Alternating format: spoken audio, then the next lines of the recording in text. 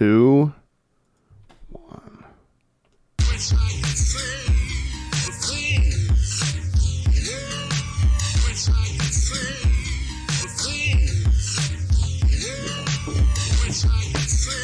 Welcome to another edition of Jays and Grays. I'm Dave Hellum. I got my co-host Eli Hamilton in the building. What up, Eli? Hey everybody, how y'all doing today? God is good, ain't he? Show is. God is great. Show is. Mhm. And this week we got two very special guests, man. We got the very funny Kellye Howard and Marvin Phipps on the show. How y'all doing? What's up out there? What it do? Hey Dave, I just want to let you know I hate that shirt. It's a mob. It's a vibe, baby. I've been in it with a passion. I don't know. That shirt is making me feel real free. Like I got options. You guys see the shorts. Oh my God. What? Come on with Oh that. yeah, there we go. What? Oh my God. There we go. That shirt says, I've been getting money since the pandemic. That's what that shirt says. This is a PPP shirt. Yeah, I gotta be a stimulus check shirt. Madison Pulaski Is that a shirt. Tommy Bahama? No, it's H&M, baby. Hey. But how the fuck y'all doing, man? I'm glad y'all on the show. We go way back with these folks, man. These folks have seen us in some really bad places and some really good places. So I'm glad y'all on the show today.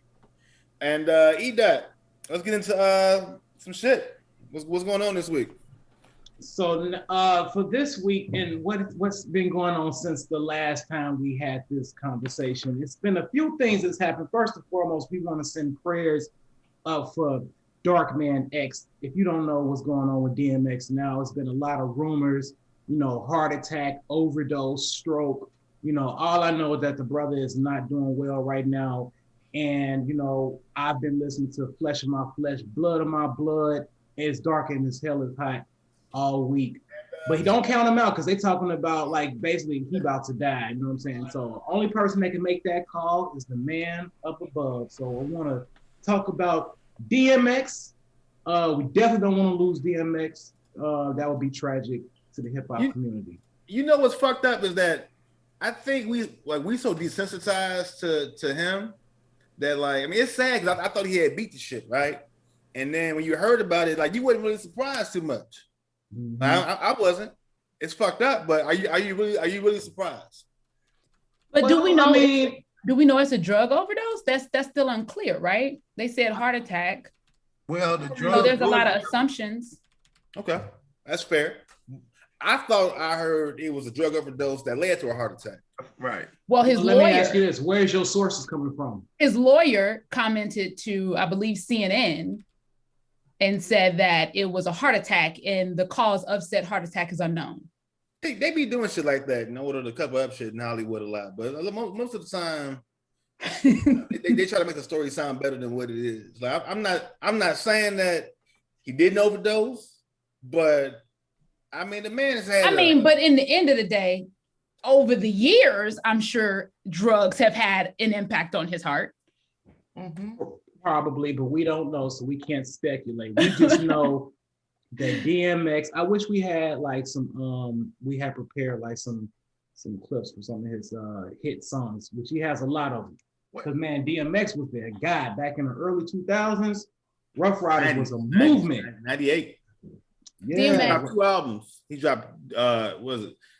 Hell is first one he ever dropped was Born Loser. That was the very first one. He talked to that don't count. The first then, album was It's Dark and Hell is Hot was his first EP. Flesh of My Flesh, Blood of My Blood. He dropped 2 albums in 98. In 1 year. And both of them went triple platinum. Yeah. And not to mention, he's also a great actor too, though. That's a lot of rappers who can't act. Great actor? Yeah, he's a good actor. He was a damn good actor to me. He was a great actor. Yeah.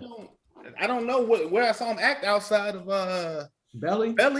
He was in that movie. He played himself. Never Die Alone. Ideally, the movie with Jet Li, and then he was in that movie with Reagan Preston. Yeah, he was in Never Die Alone. And he was in Cisco video. That was actually Belly wasn't shit. And man, you know what? Don't even, bro. Come on, man. I think we talked about this offline one time, man. And Belly is not a good movie, nigga. I don't know why you love it so much. Belly was terrible. No, it wasn't. That was a It great was. movie. It was a very, very bad movie. Ready? Are you ready? It looked great, but it How wasn't. do you want me? That movie, that shit was dope as hell. You need The to separate storyline, all your that. Was that your favorite movie, Eli?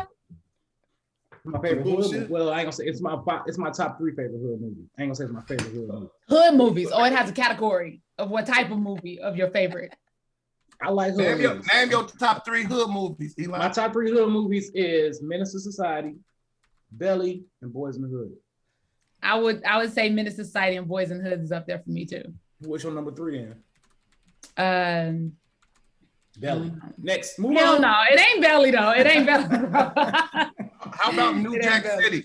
Oh, I don't know if that's was that a hood movie? Can you call New Jack City? I don't know if that's a hood movie.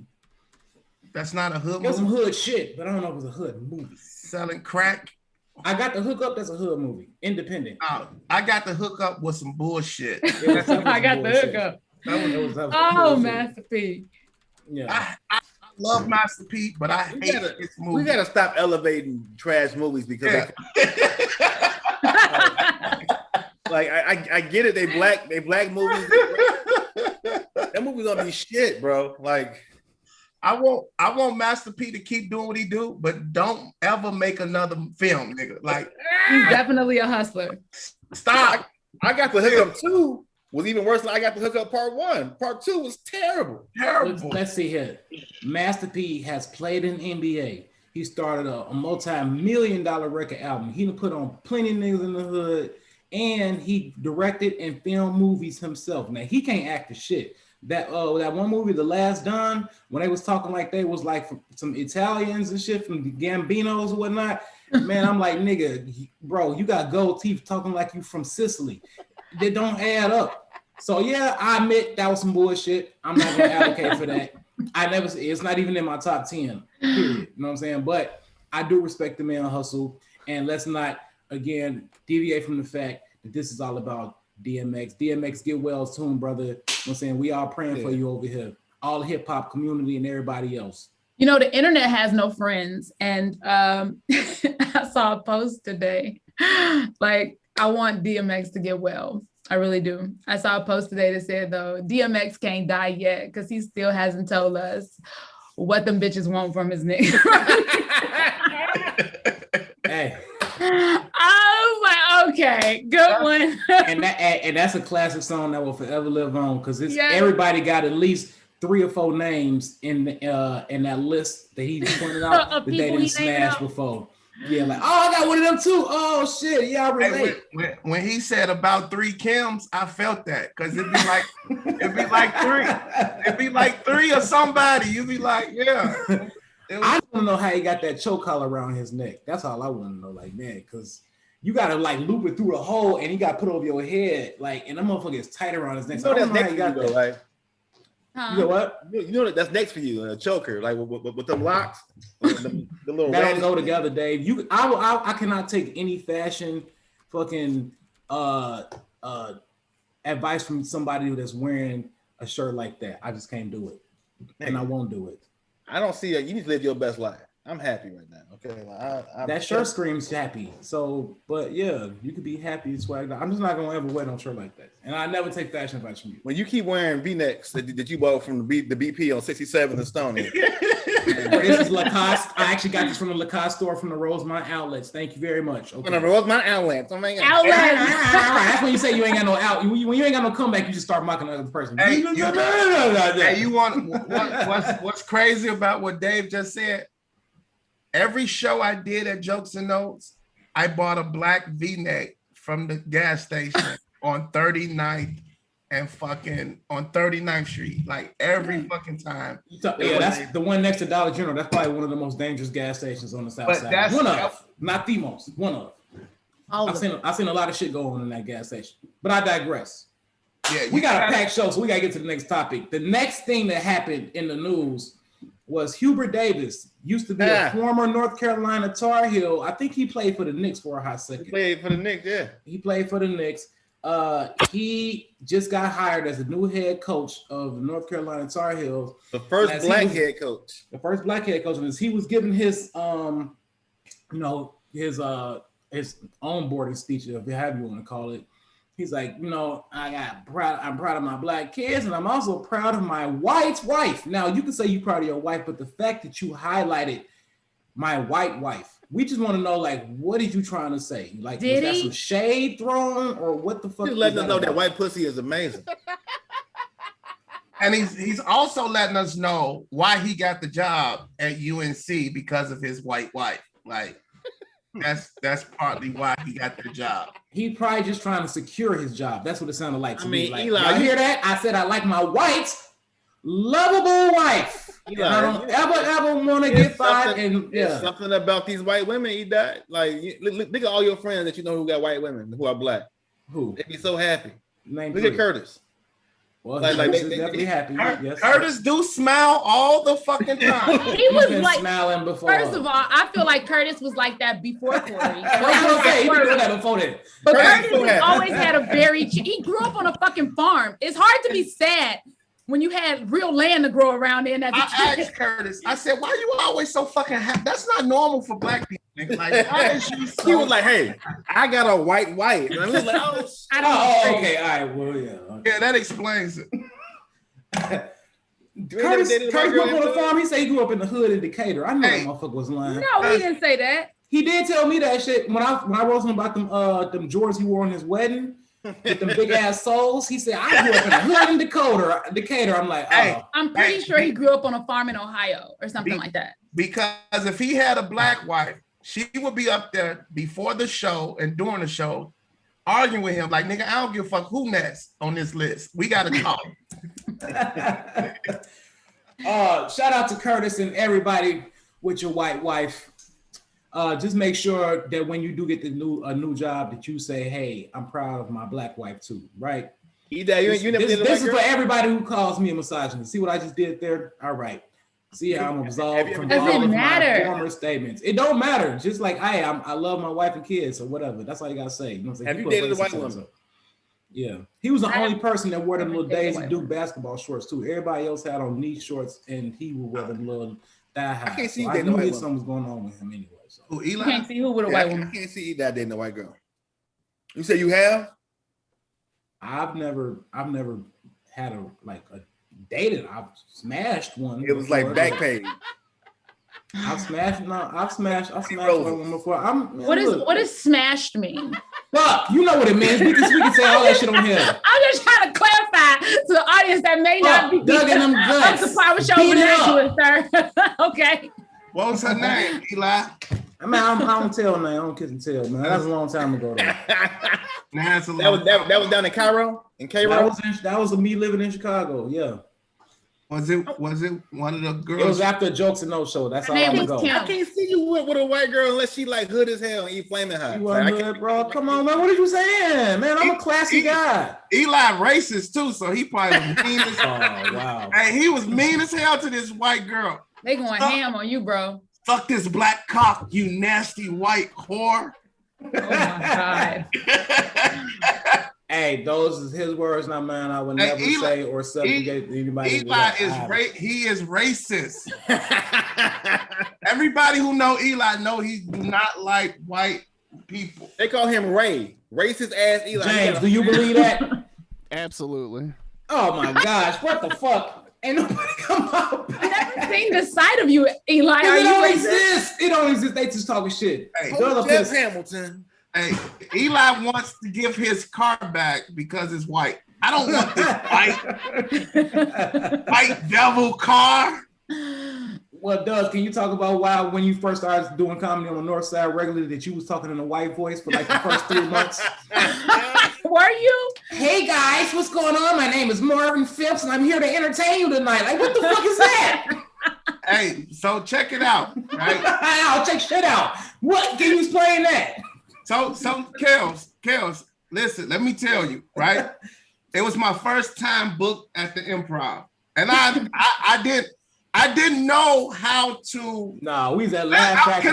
Can I tell? No, we wasn't at the Laugh Factory. You did it at Laugh Factory and you did it at House of Blues. But what you're talking about that night you're talking about, I was at the Improv. Because that's when word got back. Our Dubs up here talking white. And I heard you bitch ass niggas sending this shit back. I'm thinking they my friends, but no. To my defense, I had to learn, bro. I'm thinking they my friends. No, Paul Farbar came outside like, what the fuck is that Dubs is doing on stage? I'm like, I don't even know. Hey, well, we already know Paul racist anyway, so. Hey, Dubs and Kellye, I don't know if y'all can do this right now, but if y'all can y'all share the feed to your personal page on Facebook? Can you cash out me $10? Yeah, I got you. Somebody got to pay on the payments on that MCE chain he got on. Hey, how do you share this feed? It's just a share button. I think you got to be following Jays and Grays to begin with. On Zoom or on? Oh, I'm on Facebook. Yeah. While y'all doing that, we're gonna get it to the last the last bit of news. This is the headline news. NBA Hall of Famer, future Hall of Famer, and 10-time All-Star Paul Pierce has been fired from ESPN on his day off for kicking it. Hey, now that's some bullshit. It's definitely bullshit. Let me see. It is. So here's the thing. If we want to be more specific, he was on Instagram Live with some and his chicks and whatever in his VIP section, getting in, dancing, drinking, smoking cigars. And I guess that wasn't a good representation of ESPN, even though all the athletes they talk about do it. But since he's an analyst, they said, no, you can't represent our brand like that because everybody who works at ESPN lives a perfect fucking regular life who don't do shit but talk about sports. So we can't have you on the show anymore, Paul. And Paul like, whatever, you know what I'm saying? I'm a millionaire anyway. To be fair, they do have a morality clause in their contract. And what was the morale about what was he doing? Did he have a titty in his mouth and had his other hand on the ass cheek? Or what was so fucked up about it? He's smoking weed. Was that weed? It was a stogie. It wasn't no blunt. That was a blunt, nigga. Was it? Yeah, yes. There was weed in there, yeah. And he got naked bitches behind him. And weed is legal now. So what the fuck? He worked for Disney, man. Them chicks weren't legal. He definitely was paying them. He didn't have no mask on. But when I was watching that, I was like, how you gonna smoke weed with a mask on, Dave?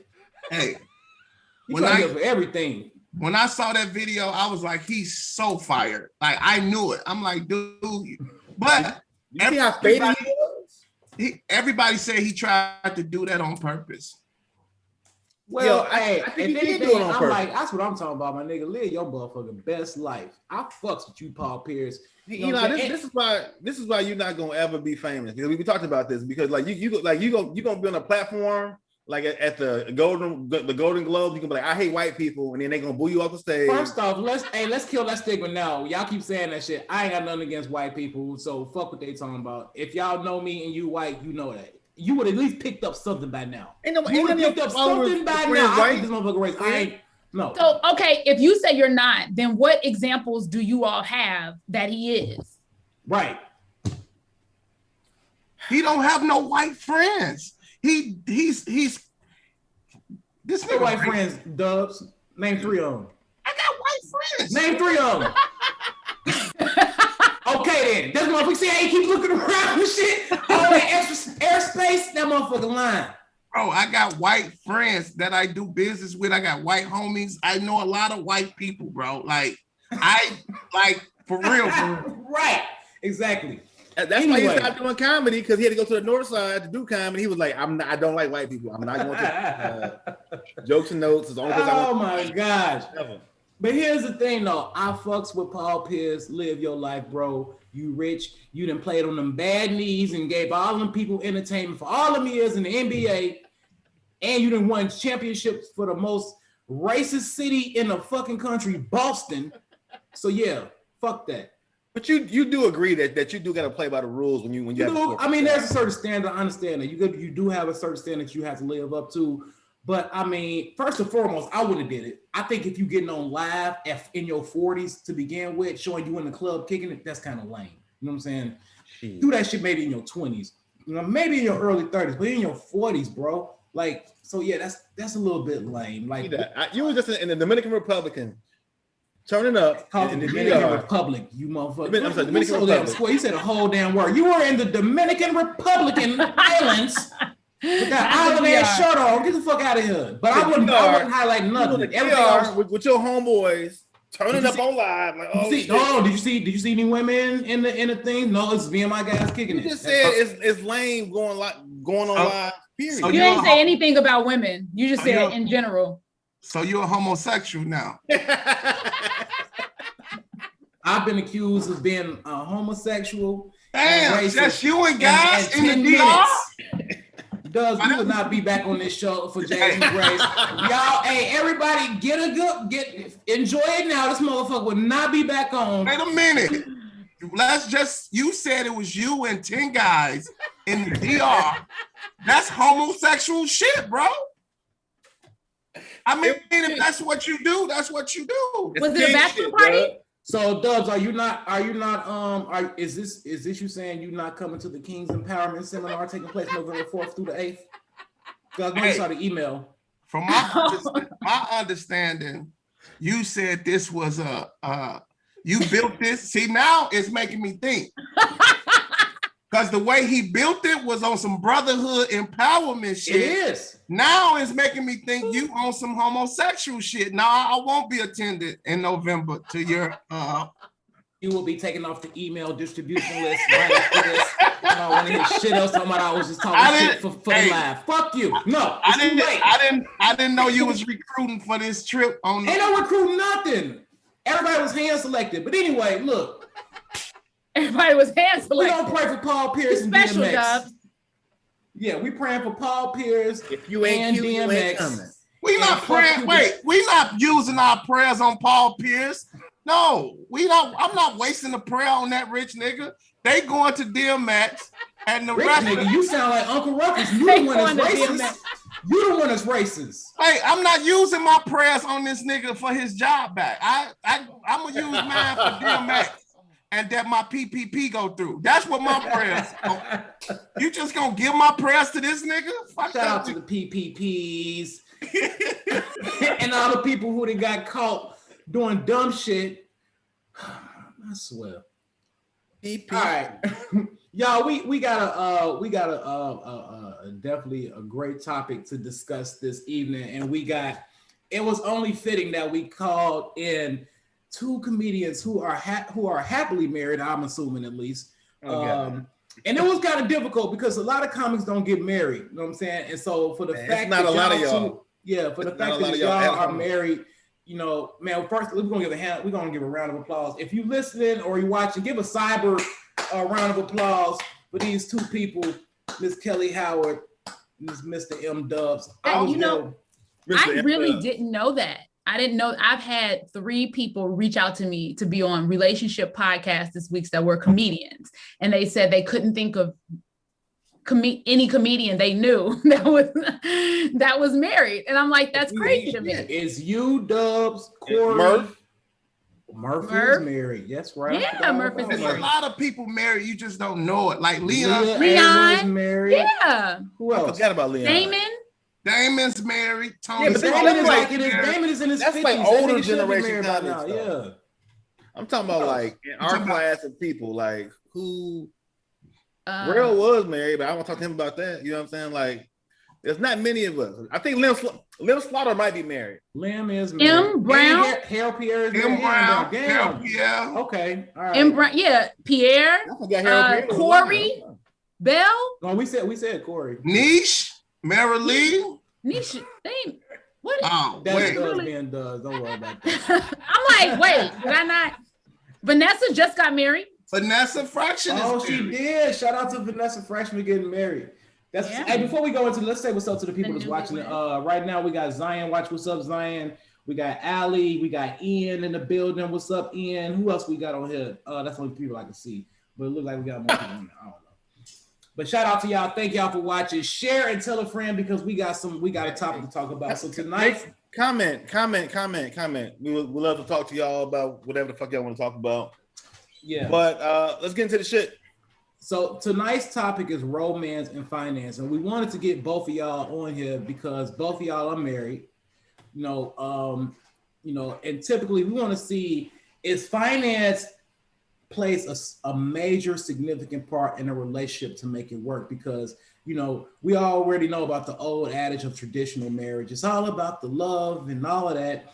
But nowadays, if you ain't got that bag, you ain't got shit. So we want to hear from a man, from the husband's perspective, and we want to hear from the wife's perspective, and it's assumed that the husband is the breadwinner, but in some cases that's not the case. And sometimes we say that the woman is the one who's receiving all the perks of the financial perks, but that might not always be the case. So we want to hear from both of y'all, experienced married couples. What is it like, and how important is that? And what type of bias description was that? I said some. I didn't say that's what I thought. He said the man who makes all the money. To gaslight out here. No, I ain't say that shit. You heard what the fuck I just said. Everybody here just heard what I said. Who benefits from the husband's money? Look, usually I am the antagonist on this show, but I'm biased at this point because I don't really have a say so because I'm not married. So that's why we're talking to them. It ain't got nothing to do with marriage though. Like this, it's about marriage as well, but.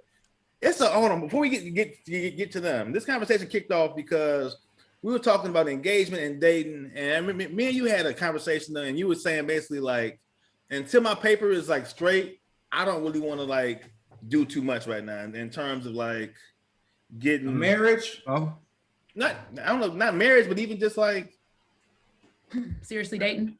Like dating, you know what I'm saying? So it's kind of like... That was a while back, my paper straightened out, though, but I mean, I'm just saying, though. But that's nothing wrong with that. In my opinion, that's nothing wrong with that. Okay. I think it's a lot of people out here who trying to go on dates broke, and they feel that pressure. Oh, man, when the bill... I remember one time, man, I was fucked up. I took this chick out to eat, and we got like this platter. It was like this seafood restaurant in Wicker Park. I can't even remember the name of it. But the bill came, I had literally, I had $162 in my account. Okay. And the bill came to $147. Okay. And when it came, I didn't even know. When it came to $147, I'm like, excuse me. And I went in the bathroom and I just I slid down the door like I was just so defeated. You know what I'm saying? I'm like, God damn, this is fucked up. I had the money to cover it. Okay. But I was messed up for about 3 days. Tip was gonna be short than a motherfucker. Short than a motherfucker. And I dared her to say some shit like, you ain't gonna tip? Like, motherfucker, I just spent $147. You gonna tip? You gonna tip? I would have snapped. Did you tip? I can't remember. Maybe I didn't. Probably I didn't. I don't know. Right, not with no 162 in your account. Your bill. Hell no, I just gave you $147. Motherfucker, that's like 92% of everything I had. So what is the question? What is we talking about? What is we getting to? So the question is, how significant do you feel that finance has to do with being in a relationship, or just married for that fact? Married or just for a relationship for that fact? Kellye, you first. Dubs, please. Okay. Well, I mean, for me, I guess for a man, I just think it depends on what type of guy you are. It's no right or wrong. It's just the type of dude you are. And I'm the type of dude, I've always been like a provider. I've always been the person that's going to take care of a woman or pay the bill, or that's just how I am. So like 100%? Like, yeah. Like I'm not asking you out and then we discussing who pay, and like, I never did that. Like if I'm taking you out, I'm paying. If we're doing something, I'm paying. It's like, that's just, I saw my uncles do that. I saw men that, raised me. That's how I was raised. So that's why I'm saying it's what you saw. If you didn't see that, you probably wouldn't understand that. You probably wouldn't know that.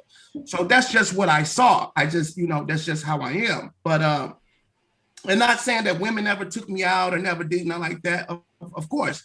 But for me, it's just, that's just what I do.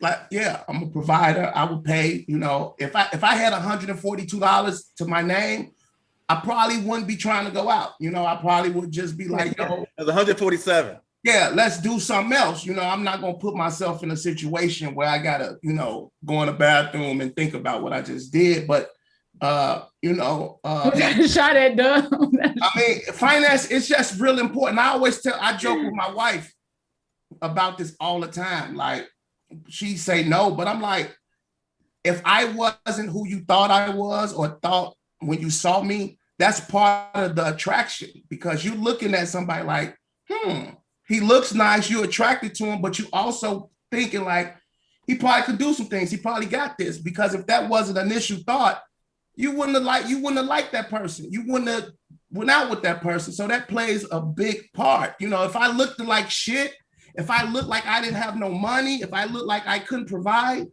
you wouldn't have went out with me. You wouldn't have let me take you out. It's like, hell no. You know what I'm saying? So it all plays a part. To me.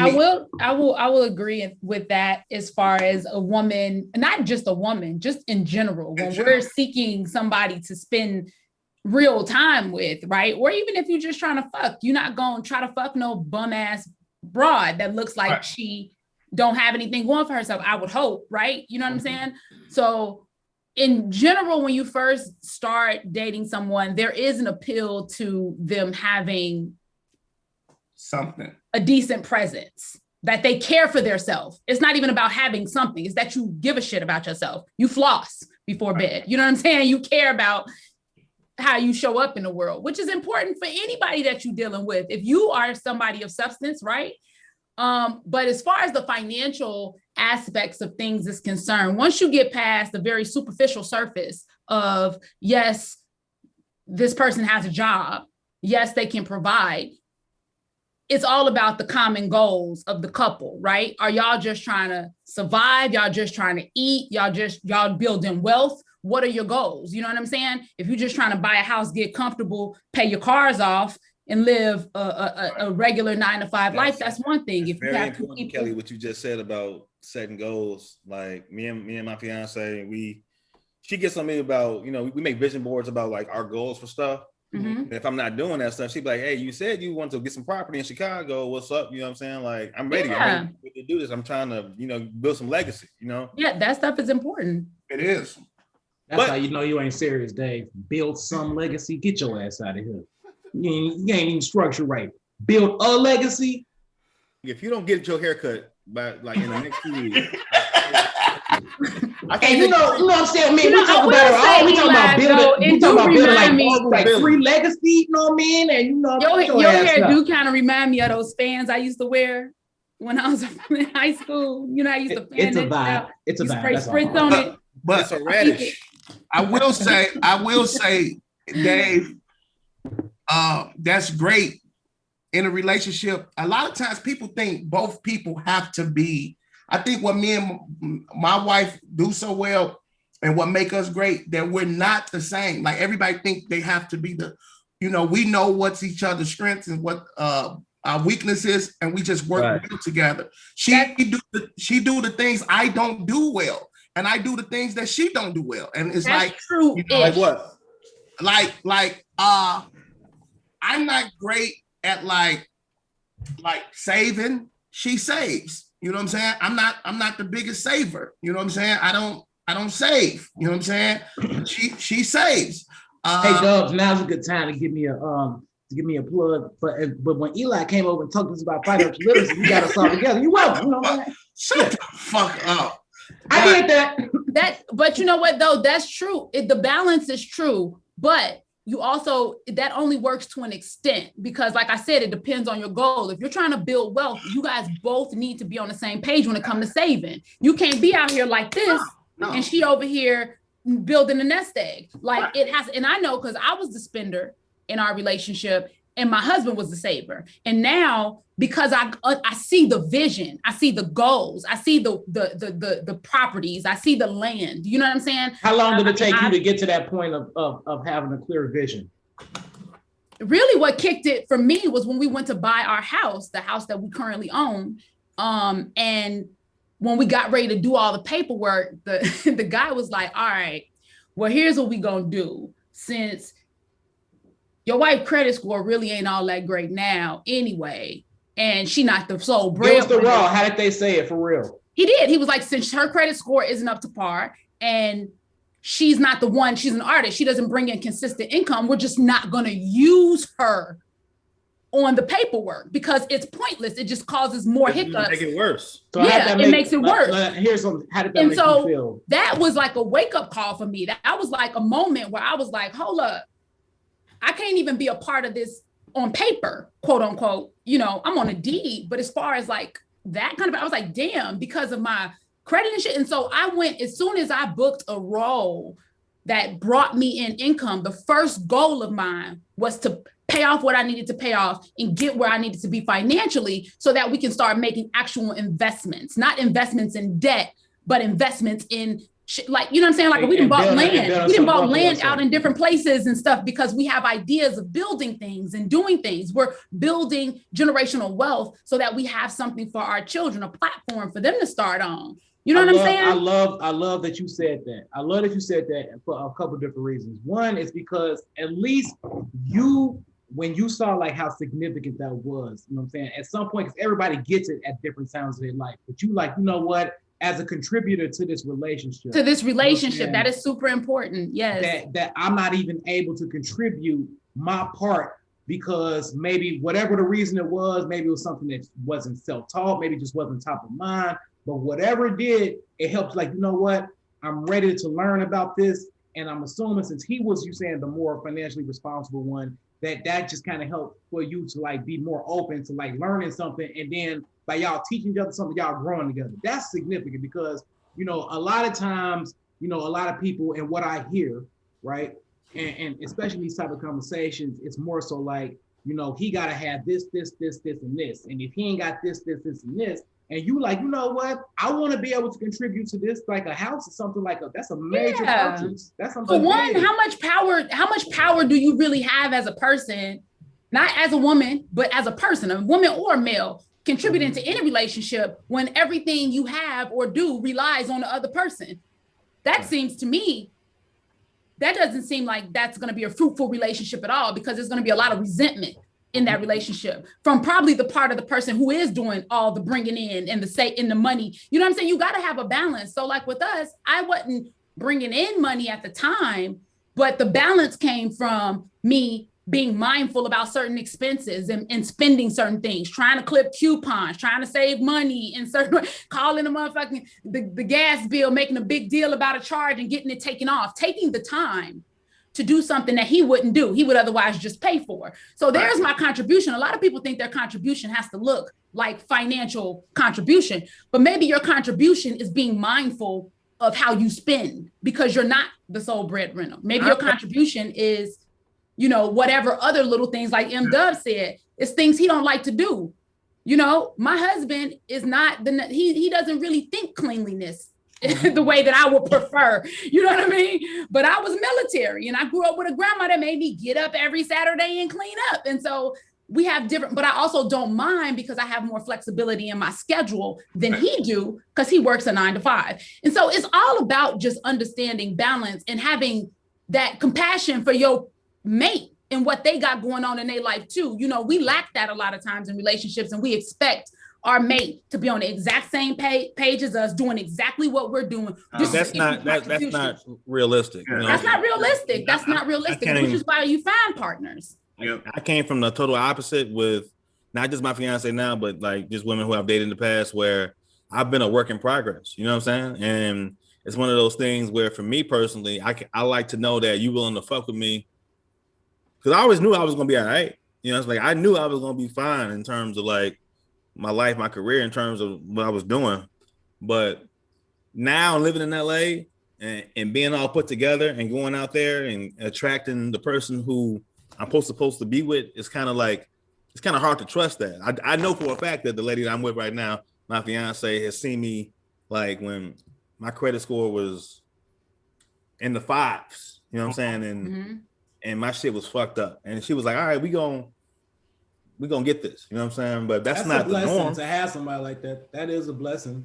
I used to joke with Mike all the time and tell him when we first started dating, I was like, I have to, and I used to say this anyway, just when I first started comedy, I was like, I need to get married before I make it. That was my goal, was marriage before success. Really? Why is that? Always. Because it is scary for women to be, let me tell you something. If you struggle through this plight with me as a comedian and trying to make this shit work, I can trust you. Okay. I can trust your intentions with me. I can trust that you have my best interest at heart. Mike has went through a gang of shit that I've had to do in this industry and overcome and try to figure out. It's a lot of moments of as an artist that are not the best for an artist's mate. It's very difficult to be with an artist emotionally because you know what I'm saying? We can go into this fucking little shell where we're trying to figure ourselves out and they don't get that. It's very standoffish. It's very, you know, it can be lonely even. And so to go through that and to still stick through it and believe in your mate and to encourage your mate and push your mate, and then they make it, how do you walk away from something like that? Which is why it's important to try to build as you go along with that person, where it's not just one-sided. It's not just about what he has or what I have, or what I have or what he has. I'm not over here just building my comedy career. The things that I get, I try to invest back into what we are building. And the same thing with his income. He invests into what we're building. What you saying and what you and both does is saying are some great points. Why do you feel that a lot of marriages fail due to finance today, in today's marriages?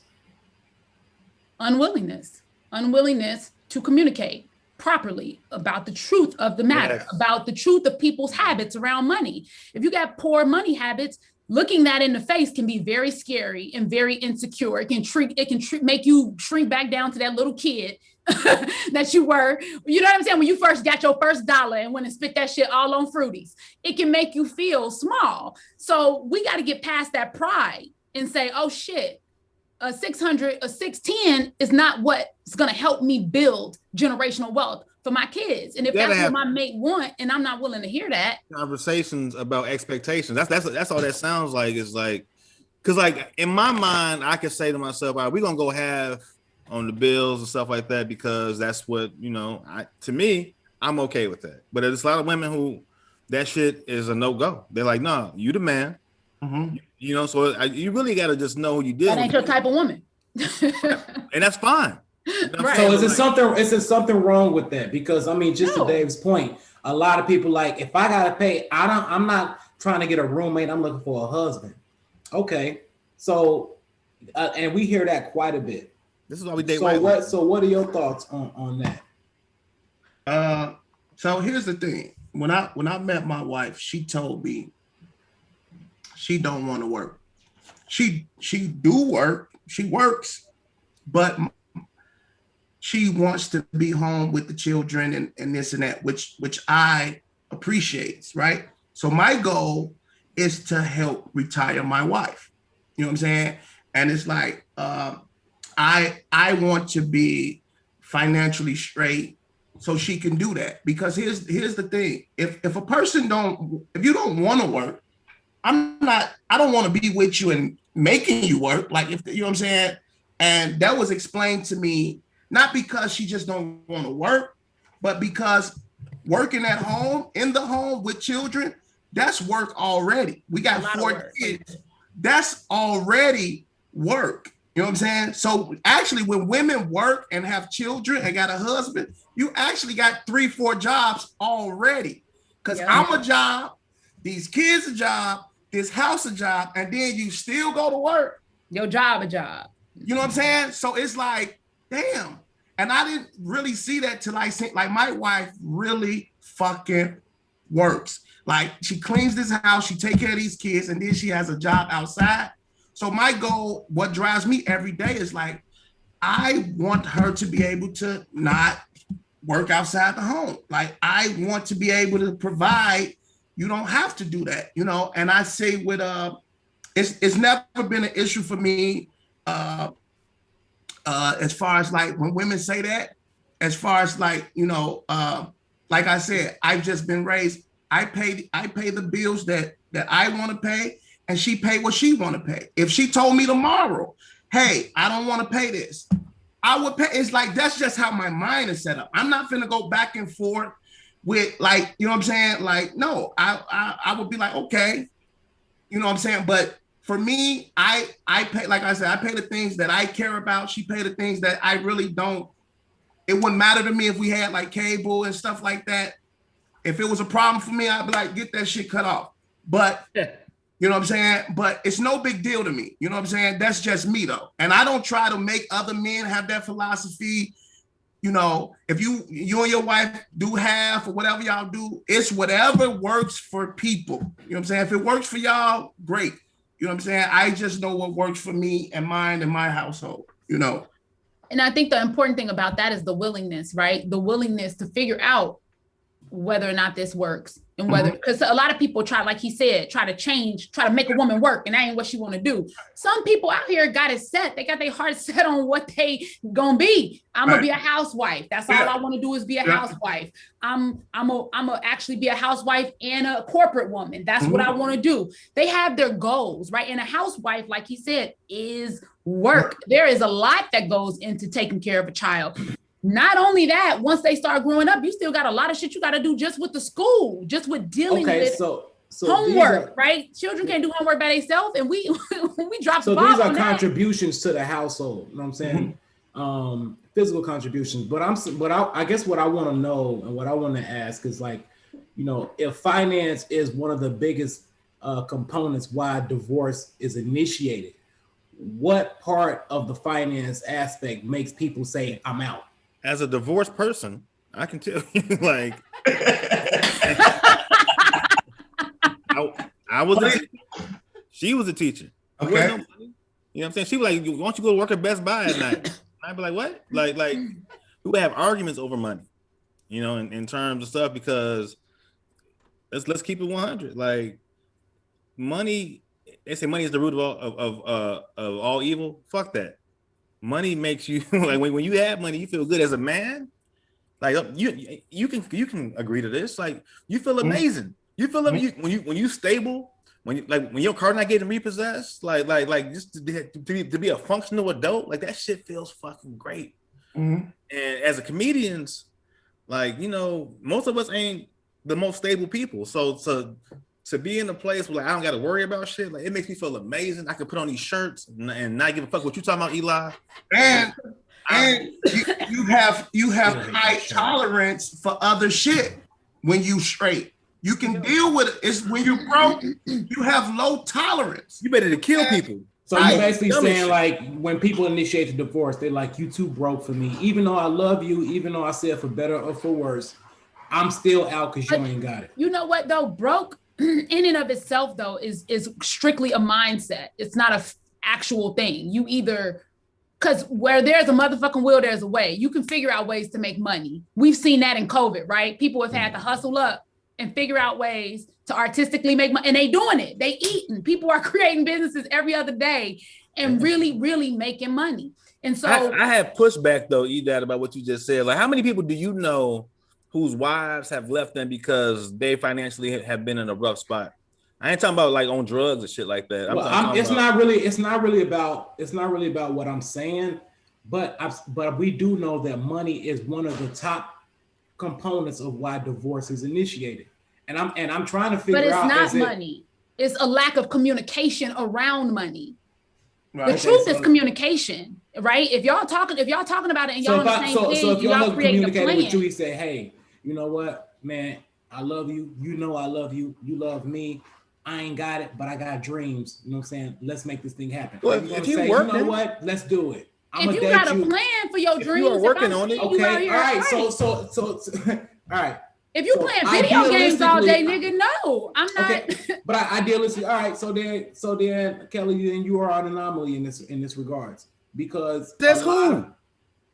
That's not true. I guess the status, man. Bro, I wish you would get on the show every motherfucking week and keep it 100. Act like that doesn't happen. No, the fuck it does happen. I don't think I'm an anomaly, and I don't think she is either. I don't think it's just women. I don't think it's just women who do that for men. Men do that for women. Mike has been the breadwinner in this relationship until I booked the national commercial. Commercial for pills. You see what I'm saying? Eating pizza. Like he was doing that. And the thing was, and it always felt uncomfortable to have somebody taking care of me, because I didn't come from that kind of I didn't want that. I saw a strong mama take care of herself. So it was very uncomfortable. But I also knew that my husband believed in what the fuck I'm out here doing. Mm-hmm. He believes in that. And so y'all got to understand that, which is why y'all still married. And that's what it is. It's the communication around that, though. It's being able to articulate, I came out the gate making it very clear that you're not going to get me to go get a job. That's not what this is. I'm gonna be out here and I'm gonna hustle and I'm gonna work my ass off doing that. The reason why he was never able to refute that idea is because that's what I've been doing. You see what I'm saying? He don't come home to me just lagging around in my fucking pajamas, not doing shit all day. If I haven't been hustling on my comedy or doing something like that or doing auditions or whatever, then the house is clean as shit. Right. You see what I'm saying? It's about having the communication. And if you lack communication, yes, you're going to lack financial support as well. I've never had one woman tell me that when I'm grinding my ass off, whether my car's been repossessed or I'm fucked up financially, to say I can't be with you because your bread ain't right now. It's like if they see that you hustling and you really putting forth the effort, and I'm saying like she's not an anomaly, or maybe the women who I've dated are an anomaly, or maybe the woman you dated was just gold diggers. I don't know, but I'm just. Or you got to stop dating women that don't dream, they can't see vision. They don't see vision. If you're a dreamer and you're an artist, you cannot be with a regular, non-dreaming, very strategic, logical person. It just doesn't work like that. You got to find somebody that's willing to dream with you. Other visionaries. Yeah, you have to. It just doesn't, and that's the thing. What he was talking about finding the it girl, the girl with the dope body, like who, yeah, you got they rich nigga. She not gonna care about you or your dreams. Like that's not what she want. Nope. That's not what she want. Nope. You got to find somebody that's aligned with what y'all want together. Y'all both want the same shit. You got to write a book, G. Else, real shit. I'd read it. Yeah, you got that shit, G. For real.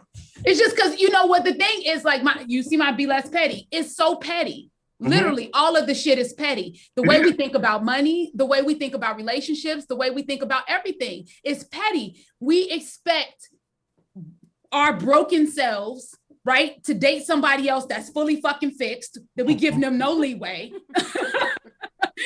It's really ignorant to consider that. If we look at the connection we can make by helping each other grow, heal, become better, right? We can build more from that. I realized that in my marriage that I have to be more for my husband, more for myself, and more for my husband, so that my husband can be more for himself and more for me. It's a give and take. It's a connection that we're both trying to make each other our best selves. That's it. Either financially, fucking spiritually, emotionally, but creatively, I want him to be his best self. He want me to be my best self. I got a question for you.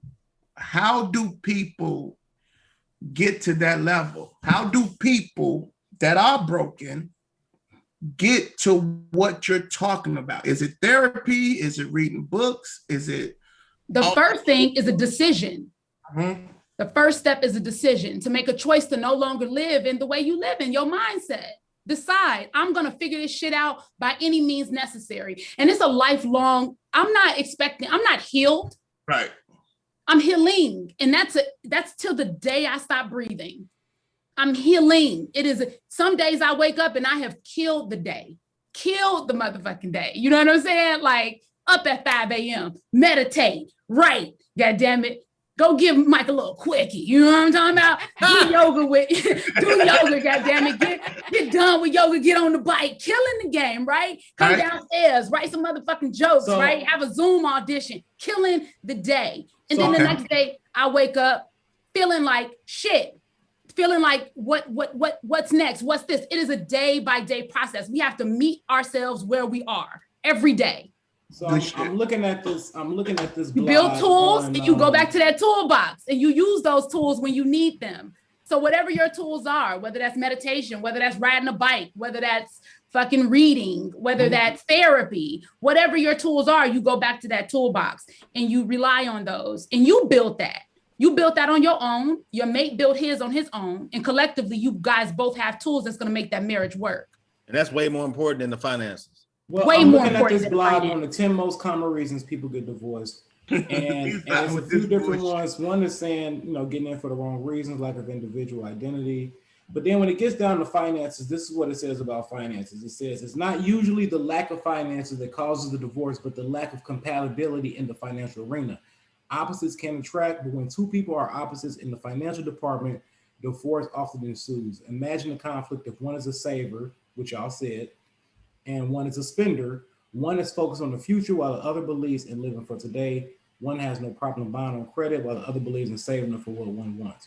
So when it comes to just like when we talk about financial literacy, and people don't really, I think a lot of people kind of negate how important financial literacy is, not just in general, but also in relationships, which is why we wanted to kind of focus on that component of relationships, marriage, and whatnot. Eli ain't trying to hear what y'all talking about. He like, but you can't though. That's the point we're trying to make, Eli. You can't focus just on the finances in a marriage. I know you can, but I'm just saying it's impossible. I know.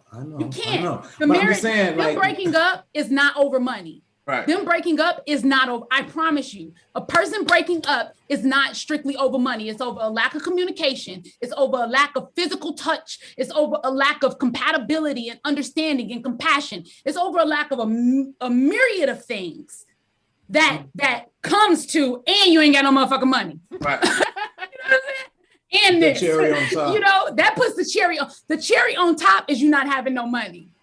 But the fucking cupcake is filled with all that other shit I just named. I know a lot of couples where, even with the men, they might not make as much as the women, but they balance it by being like the caretaker at home in terms of like taking over the household while the wife is at the hospital working or whatever like that. It's like it's different value that's outside of just money, the box of money. You know what I mean? Like I think that's really important. Yeah. Okay, so it's safe to say that finances has nothing to do, or it has very little to do with why divorce rate. Yes. So this is something I just learned. I would agree with that. Now, there's a lot of statistics out here that say that it is the number one cause for divorce, and the reason being is because of the mindset that we collectively as a society have around couples and marriage and all of that. So yes, of the like mindset of like money matters, and if you don't have it, then it's going to cause friction within the relationship, and there's going to be a breakup. Yes. On a collective, yes, that is the reason for divorce. But to go back to what Dave just said about the balance, right? A lot of men was too fucking prideful to understand that they had a wife that was making more money than them. That was hard for a lot of men to just contribute in other ways. I'm too prideful to accept that my wife is people have broken up with a lot it. of dope ass women because they couldn't take the fact that their woman was the bread maker. Just a lot of just bullshit. I'm like, yeah, I could believe that. Yeah, they felt emasculated. And I'm like, what? Like, what are you talking about? It's ridiculous. Well, it's ridiculous. Here you have it, folks. When it comes to romance and finance, it has nothing to do, very little to do with money. Don't do that. Don't do that. It has very little to do with money. He got his petty lips on, so we're not gonna get through to this nigga. No, that's what y'all just been saying. That's what I saw them little parts. They kicked up. They was like, this is what y'all said. I try to do the best job I can to try to keep it on this. And y'all keep saying that's not what it is. I'm like, all right, then, so here we have it. It ain't really got shit to do with finance. So all you broke motherfuckers, y'all got a chance to get married. You just took everything Kelly told you and just threw. Basically, I heard exactly. I listened. I heard. I'm just. But Eli, everything you just said though says a lot to me about why you're single. No, that has nothing to do with it. It does. It says a lot. It says a lot to me about why you're single. I can see it, and so see. Why? Because you can't be so rigid. You cannot be so rigid in your mindset and expect to have compatibility with somebody. You gotta be flexible. What do you mean?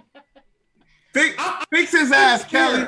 Y'all fix his life. And trying to make it personal as it's me. I'm not saying that. I tell Eli, I say you a great fucking insurance guy, great comic.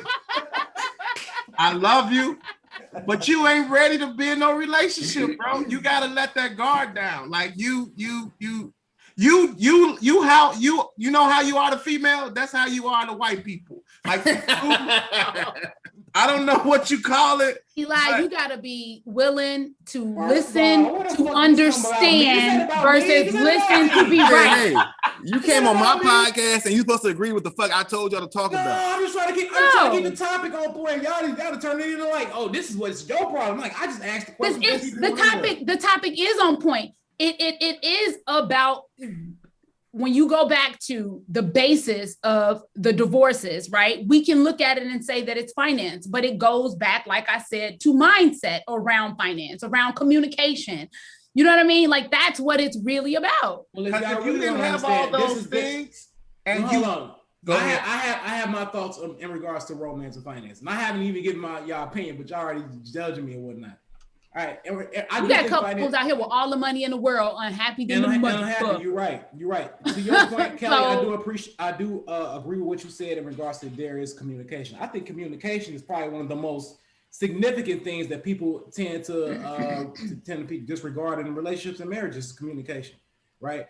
If I come into the situation, if we meet at the situation, and obviously it doesn't just start off with marriage. Y'all build it towards marriage. You know what I'm saying? You try to see like, yo, is this person got the potential that I want, that I require to be with this person for the rest of my life, right? And at that point, they're looking at your hustle, they're looking at your grind, they're looking at how you spend your money, they're looking at how you save your money, they're looking at how you think about money, because that is a component.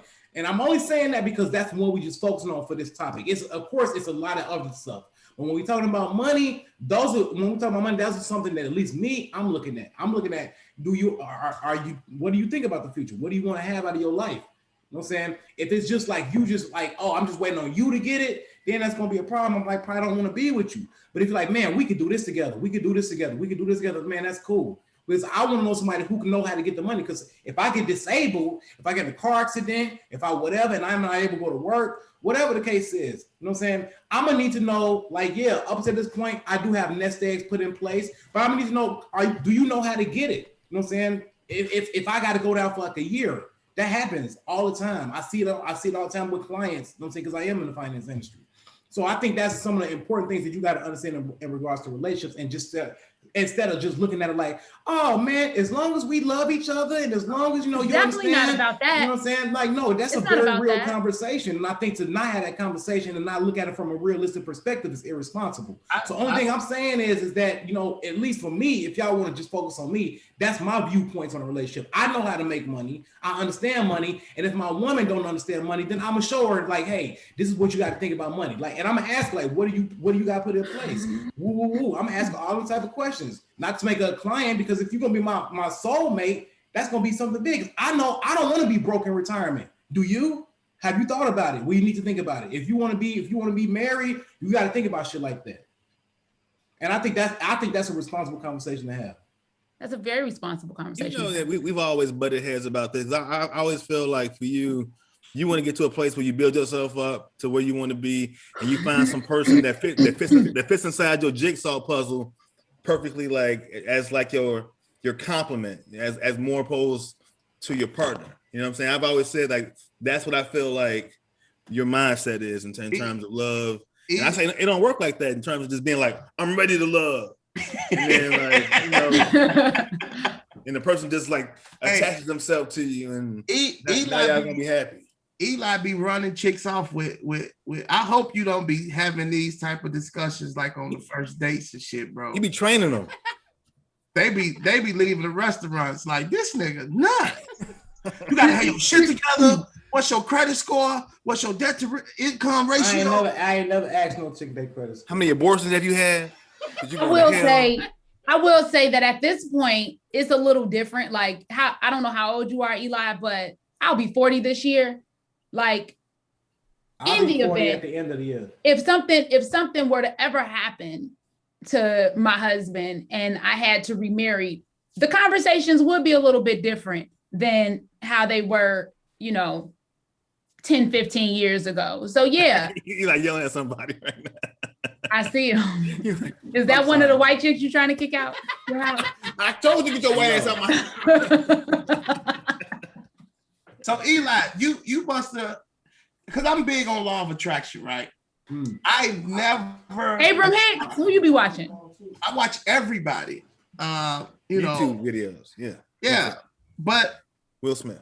I've never attracted people like I don't like broke, or you know what I'm saying? I have never dealt with no one that was a conversation for me. You know what I'm saying?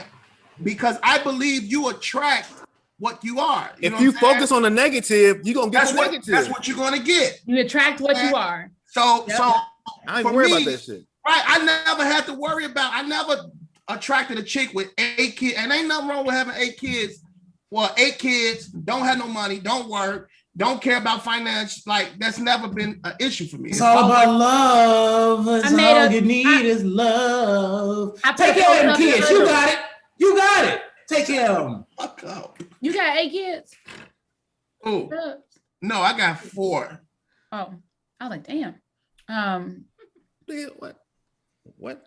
That's the hustle right there because they small, right? You was being a smart ass, but it is more about love than it is about. Not, I won't say fear, but it's more or less like because he's worried about the wrong shit. No, that's a good point, Dave. Go with that. It is more about because the opposite of fear is love. Is love, and so it is more about love than it is fear. You have to be willing. You have to be willing to not know, to leap into the unknown. If this was a Care Bear episode, we would all open up our hearts and pour love into Eli.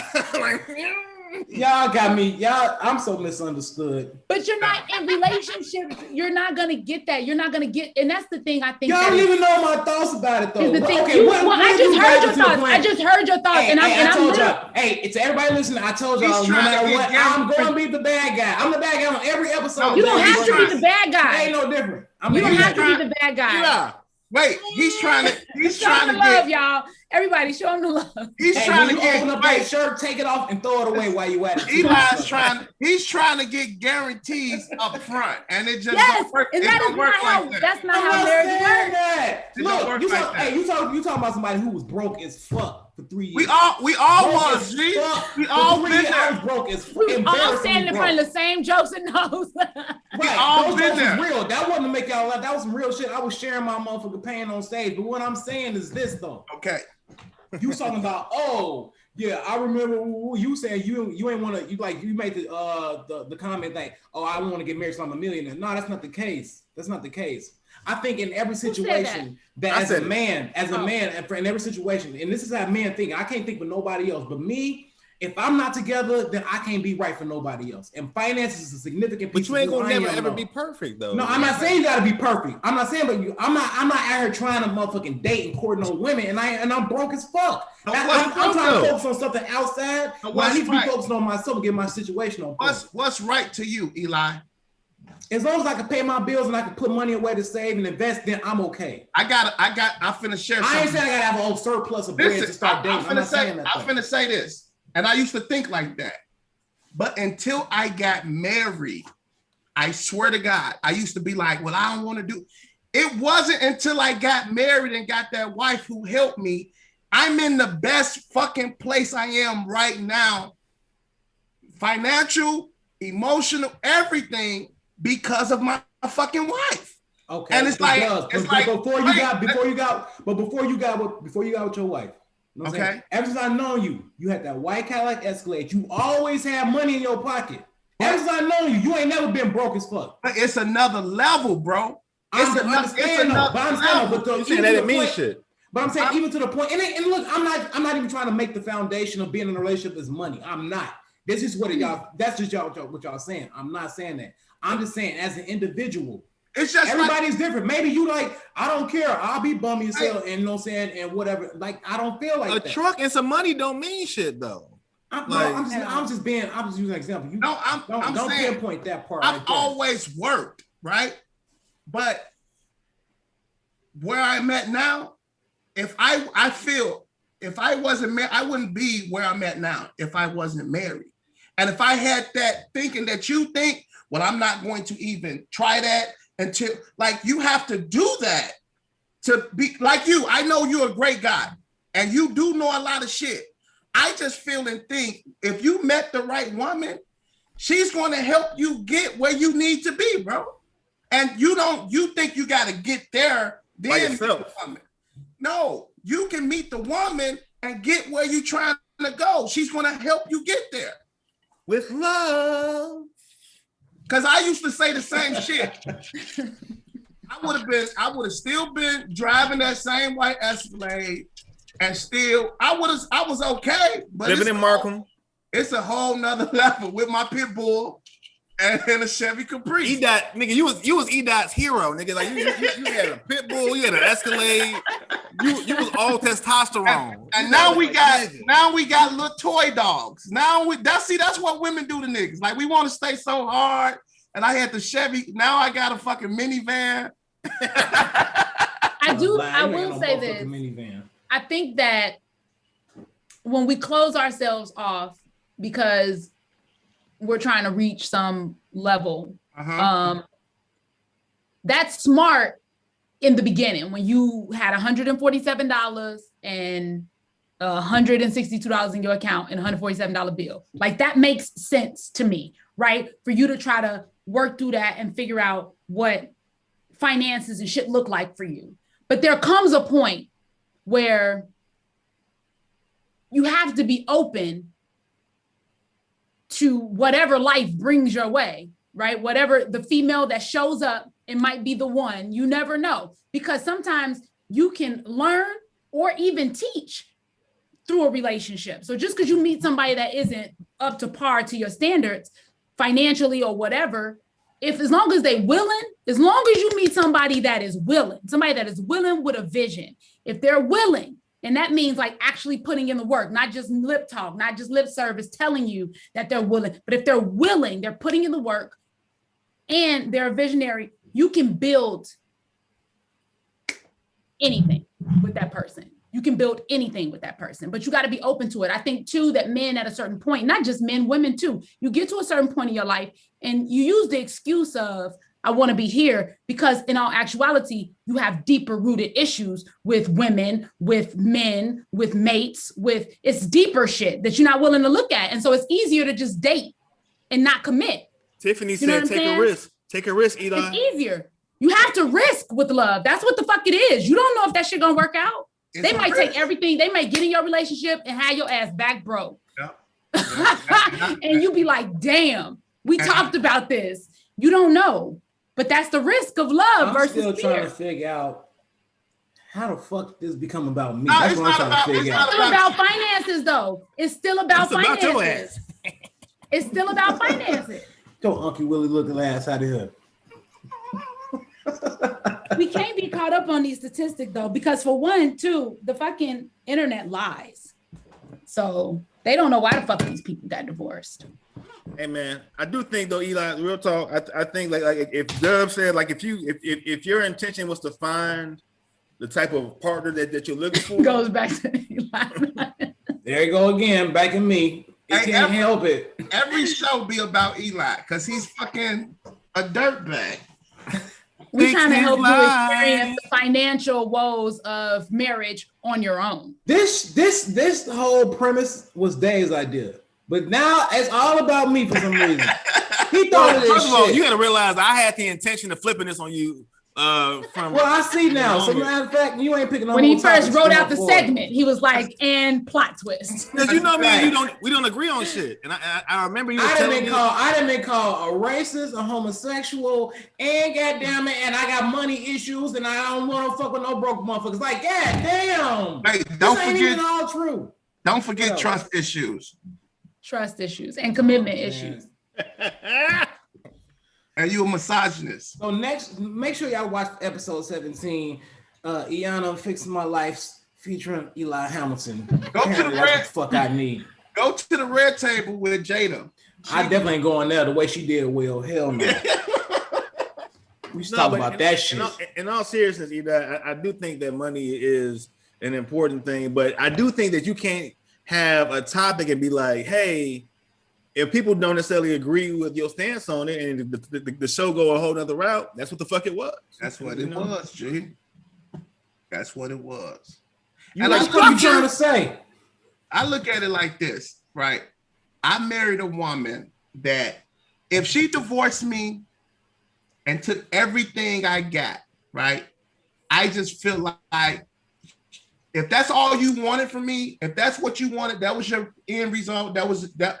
It's nothing I can do to stop that anyway. You know what I'm saying? I'm not sitting up here thinking about that. You know, you just want this. You know, I just love a person enough to know if that's all you wanted, that's what you wanted to do to me from the beginning, it was nothing I could have did. You know, I love you truly with all my heart. I was in it for real, for real. So I think with Eli, like you playing your head about, what if they do this and what. You can't go into situations thinking about that. No, you know what? Hold on one second. Let me see. Let me remove y'all niggas from the King's Empowerment Seminar invitation list. Cause y'all talking don't delete me, bro. No, you already said you ain't coming. No, He's changing you to a keynote speaker, Dubs.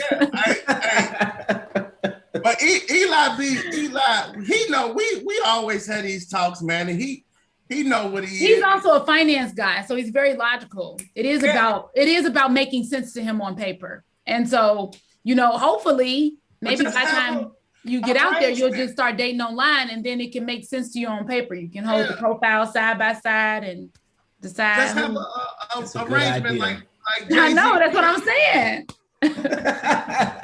saying. You know what? At the end of the day, love always prevails. But I just try to be realistic in terms of looking at it like what are some metrics, that you can prevent in order to make it work. And also, what are some things that stands out that's usually one of the common threads of why relationships and marriages fail. And from what I just, not just from what I just study and read, it's just what I'm here, read, whatever, what people talk about, what's the one of the most surface topics. And a lot of people say it's finance. But again, it's finance, it's infidelity, it's cheating, it's all of that stuff we know. It's also getting comfortable in a relationship. Yeah, and it's getting so comfortable in a relationship that you think you know what your partner is thinking and feeling. Have you had experience though with a woman who was like, "I'm leaving you because you ain't got no fucking money"? Yeah, like has that happened before to you? Yeah, but I broke it off before she did. Plenty of time. That was my last. Shut your ass up. That was like. That's why we here. No, but it has happened though, and we talked about that though too though. Well, you know what I'm saying? And that's fair though, because you have a different experience. You know what I'm saying? You so this makes sense. But I mean, I couldn't even be mad though. I couldn't even be mad because at that point she was ready for relationship. She was ready for like a marriage and kids and all of that. And I was just in a bad spot. You know what I mean? And I was still trying to like hold on to my ego, like, yo, I got it. I still pay for this. I still pay for this. Yeah, I'll take your mama out. Woo. I'll pay for it. You know what I'm saying? And it was just a lot of pressure. I'm like, damn, man, it's just getting heavy on me. You know what I mean? It was like, well, when you gonna get back on your feet? And I'm like, yo, what? You know what I'm saying? You ain't really sympathetic with my situation. I'm not asking you for nothing. But all I think is just to give me some time to like get my shit right. And then when it was like, you know what, it's too much pressure, fuck it, then going on your way then. And I'm like, you know what, at that point, let me get my shit together. You'll come burn some sage. Let me say this. In your apartment. For Eli, if you had money, she still would have left, bro. Like, she was done anyway. She just used, that was just the out. Possibly. It was, you know what I'm saying? If you could have had bread, she was gonna leave your ass anyway, G. Like, I'm not trying to be fine, but it was over with because looking back at it now, if you had counseling money, now, would you still wanted her to be with you? If acting the way she was acting at that time? Oh, that's why I broke it off. That's what I'm saying. Yeah, I broke it off like this is too much. But she was gone. She was done anyway. Goddamn, dude. No, she was just getting free meals and shit. She was just letting him jump through hoops and, he was trying to say. But it's a learning lesson, though. I mean, whatever. I know it's a blending. And you told me about that relationship, and we used to talk because you told me you stopped eating ass. That was the main thing that you stopped doing. That's when it went left. I can't. That's where you fucked up at. Hey, I think this was a good topic. I hope people got something out of it. The viewers. We're getting off this goddamn air right now. No, because James sent us a message in the chat like, I need to hurry wrap the shit the fuck up. Okay. How long we been on? Too damn long. It's almost 10 o'clock. It's past my bedtime. Hour and a half almost. Damn, this good shit though, G. It's good conversation, man. That's one of the things that I like about these conversations, especially when we have people who got. And when y'all bringing me back? I mean, you could be a regular, whatever. I guess, Dave. I like that as a regular, man. I got two shows already, and I can't be on another show. Y'all gotta sneak me in like how we used to be on other shows when we worked for Mary. You can't put me on no flyers and shit. Hey, fuck them other shows, man. This is where it's at, though. Yeah, I love y'all show, man. Keep doing what y'all doing, Dude, man. I gotta say too, this is a really good crew. for any conversation, I think, for this show. This is a solid fucking crew. Kelly's so articulate and like, you know, well spoken. Kelly, you have really like calmed down. She grown over the course of like the last 4-5 years. You have really like just calmed down. Like you used to be so hyping all over the place. This Kelly, you might still be, you know what I'm saying? But at least for right now, you really chill. That's what I'm saying. Like this Kelly from the Harvey Kelly, like nigga. It's like day and night, G. Yeah. Well, on that same note, I have a comedy self-help podcast called Be Less Petty. So what days you be on? Every day? The same night as you niggas. I be on Thursday. That's the hot night. My show started at 7 though. So it's before y'all go. No. It's every other week. And do you put it on YouTube? Yep, it streams live to YouTube, Facebook, and Twitch. Which is what we about to start doing. We've been doing that. My show is Tuesday night on Facebook and YouTube. Yeah. We don't even know where our show is being broadcast right now. We just do this shit and James do the rest. Yeah. But I do bring in comedians as co-host every week. I bring in a new man because we know how to host and be funny. And so since you know you guys are into more self-help inquiries, we're trying to help Eli elevating your life. I'll be reaching out. Give Eli. I don't know. I think Eli needs to read a couple more books before I have him on my show. Give him a book. I'm pretty confident. I've read probably most books than the average person. Shut your ass up. I do. About finance. Them Israelite books count. I read some of them too, though. But I read a lot of self-help books. You read the Bible. Do you, sinning ass nigga? Do you? Well, probably not. Hey, I read a lot of shit. What was that little movie just being? Eli, the last book Eli read was called Keeping Your Bitch in Check in the 20th Century. in the 2021 financial crisis. Keeping your white bitch in check. Y'all, whatever that they trying to paint a picture of me, I can assure you this is not me. If y'all want to know, all y'all gotta do is reach out. I don't have that reputation out here. I swear I picked him up and a book fell out and the title was "We Should Have Never Let These Hoes Vote." I can't. Damn. I know your heart is pure, Eli. I'm not gonna do it. Pure with hatred for women. Where's the next week's topic on how to stand on your masculinity and fuck what these motherfuckers say. See? Also, I want to throw in another plug. You did not help your case. You joking or you being real right now? At all. Hey, if they talking about, give us something to talk about, right? If you get this podcast canceled, we're gonna fight. Who gonna cancel it? Zoom? So Eli, Kelly, don't do that. They watch it afterwards. They just be doing stuff around this time. I appreciate y'all show, man. For real. Yeah. This was fun. Thanks for having me on. Thank you. Can I sell my t-shirt on y'all show? Come on, Harold. Go ahead. If you got I'm selling my t-shirt too. We got the I'm So Petty brand. We got the MC. Be Less Petty. It's Be Less Petty brand. Yep. And then money comes easily and frequently. Yes. Go to my website. Is that what that that's what that meant? Yes. I've always wondered what that necklace meant. I got my shirt too. It's cocaine leisure wear. That's my brand.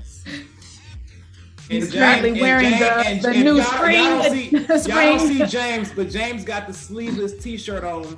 That's the new lawn service wear that he got on. Yeah.